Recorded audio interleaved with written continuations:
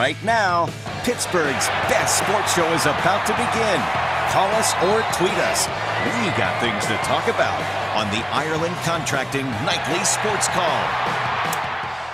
All right, thanks a lot, Megan, and thank you for tuning into the Ireland Contracting Nightly Sports Call. Rich Walsh alongside me is Mark Kaboly from The Athletic, and we're going to be talking about the NFL Draft, but I also have Bucco fever, so I want to talk about the Pirates today and their big win. It was a rain-shortened win today. They only made it through 5 innings, and Cole Tucker had the last laugh. He got called up because Starling Marte and Eric Gonzalez are on the IL, the injury list, and they could be out for some time. And Tucker and Brian Reynolds both took advantage of their opportunities, both getting hits today, and Tucker with the big one, a 2-run home run in the 5th inning right before the lightning struck and right before they pulled the tarps out. So it was a big win by the Buccos. They're now on a nice winning streak here. 5 straight wins for the Pirates, and they have the best record in the National League. Now, I understand that I have Bucco fever, Mark, and it's still a little bit early. But, you know, with this pitching, and they're getting a little luck here with some of their, you know, replacement players. When you get guys like Polanco back, Dickerson back, Marte back, this team, I'm starting to think more that maybe they are closer to a 90-win team than we thought. Rich, it's 18 games. It's 18 games. What were they last year? 27 and 16. They were pretty good at the beginning of last year. Well, you may have Bucco fever, but I just want to see a little bit more from them. Say, let's talk about it into August a little bit.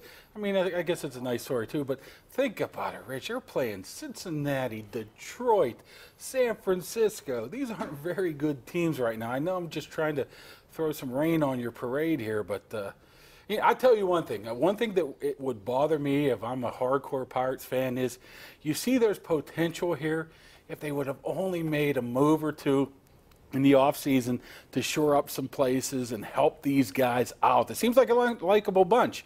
Help out with the shortstop. You know, some guy not going to break the bank. Somebody to help out, but they did not do that, and that's why I feel terrible moving forward this team. You almost don't want them to see them win because of Bob Nutting. Yeah, I know a lot of people feel that way. They could have went out and got a guy like Freddie Galvis. I don't know if Galvis would have wanted to come here, but it was a pretty good deal. He's a really good shortstop, and he's only making $4 or $5 million a year. So, yeah, they didn't make the moves. And you look at the payroll, and that's what frustrates me too, Mark, and it frustrates a lot of people out there that they didn't.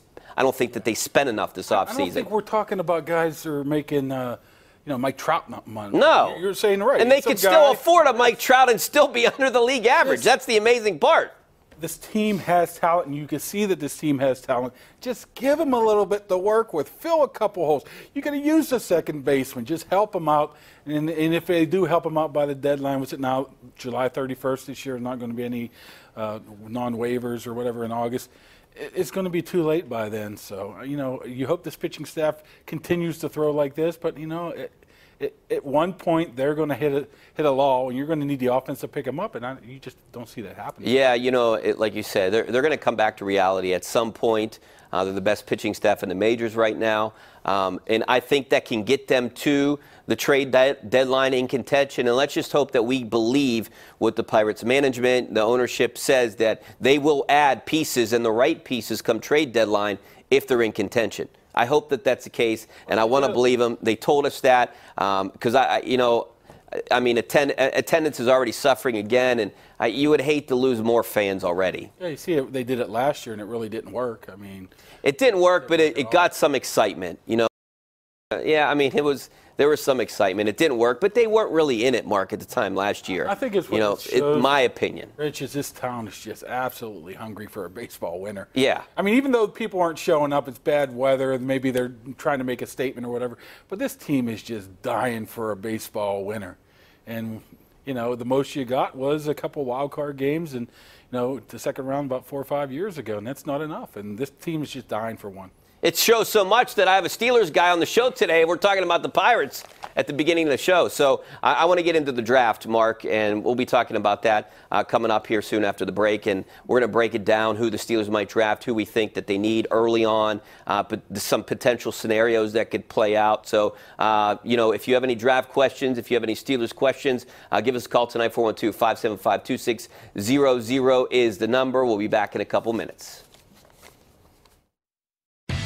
The Ireland Contracting Nightly Sports Call is brought to you by Ireland Contracting, putting new roofs on Pittsburgh homes for over 25 years. Call Ireland Contracting at 1-800-NEW-ROOF.